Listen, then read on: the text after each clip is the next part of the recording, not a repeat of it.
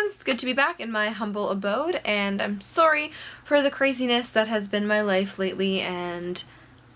I am here now. In response to Hannah and this other video from the TED Talk, it's important to look at how patriarchy and gender norms and assumptions really play into the effect that men have and the roles that men play in these movies. I think it's important to take an analytical look at the way that men are represented in these instances and how that plays into their relationships and their interactions with women. So as Hannah mentioned before, we have some pretty specific tropes or characters that women often fit into, especially in the princess category, the warrior princess that's just been developed, and also typically the damsel in distress or the fair maiden type. What seems to be a recurring theme in a lot of these movies is that the woman always ends up somehow married in the end, no matter how old she is, which you never really know. And so often when we look at female characters, we take a look at the typical Disney princess kind of movies and recognize all the problems and issues that are related to those very narrow and passive roles of those women, but we never really seem to take a look at the princes or the men in these movies.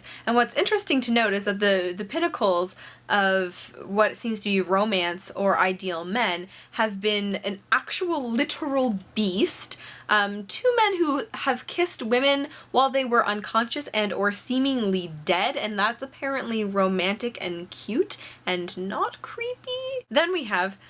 dude who doesn't even notice that his date doesn't even talk to him for an entire day, and a colonialist, to name a few. And so people seem very concerned often about the princesses that send certain messages to women, and yet we don't seem to analyze what kind of messages boys are learning from this as well. An overwhelming number of Disney princesses are actually totally one-dimensional, come in at the end to whisk the girl away to a life of luxury. They seem to always serve the purpose of making the princess happy in the end and fulfilling all her wishes. And then we somehow wonder why boys are receiving messages and are not able to treat partners in the future properly or don't know how to act around girls in the playground. Some exceptions that I can think of to this kind of really horrible male figure or prince in Disney is General Shang from Mulan, who actually got to know Mulan when she was a man, so he got to know her as a friend and a colleague, as well as Flynn Rider or Eugene from Tangled, who was really helpful to Rapunzel and really took care of her in her time of vulnerability. I think it's clear to me that these two men actually respected their partners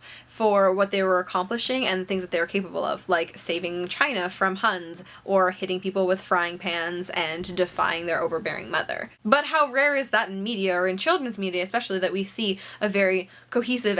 and nurturing relationship between two characters, especially in the way that it's presented in this very idealized, romanticized way. So women that are featured in these movies very rarely have actual friends or companions. The women are often best friends with animals, like Rapunzel's best friend is a chameleon. The Snow White and Sleeping Beauty sing to animals and they help them do household chores.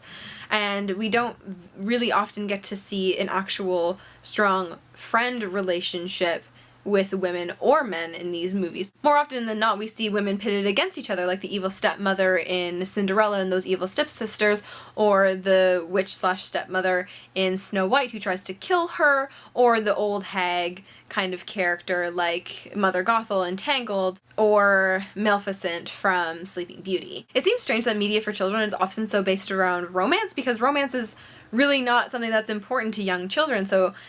it really reinforces this extremely heterosexist, very heteronormative idea that, you know, in life your ultimate goal is to have a partner of the opposite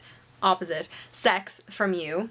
It seems very odd to me that this is the kind of relationships that we're instilling, especially these very one-dimensional relationships in media, when we could be focusing instead on the power and the value of actual communicative friendships, or something that will actually relate to children's lives and help them and foster them into being functional members of society and not giving them very odd expectations in life. That's all for me today, friends. Hannah was very thorough on Tuesday and covered a lot of the things that I wanted to talk about, so thank you for doing that, and I will see you all next week. Bye!